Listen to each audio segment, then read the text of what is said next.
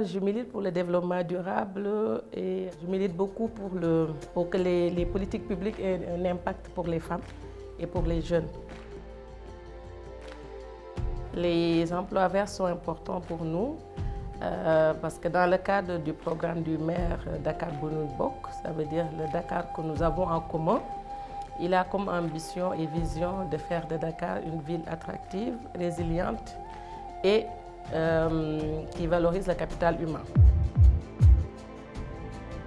Nous avons 7 axes stratégiques et l'axe 6 vise notamment à créer l'IA de valorisation des déchets solides pour une économie circulaire.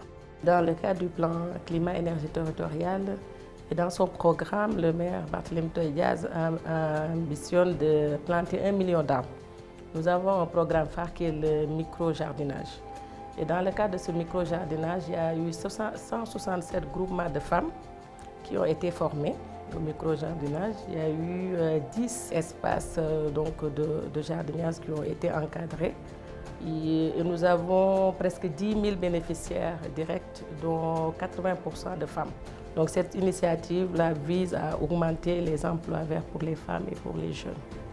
Nous sommes à quelques années, 7 ans de l'horizon 2030, l'agenda 2030 donc sur les ODD.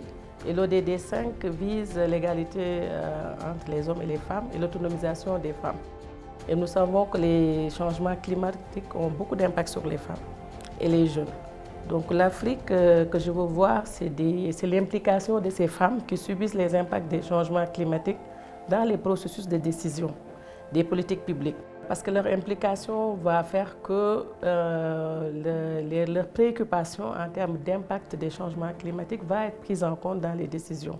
Également pour les femmes, nous voulons plus d'emplois verts.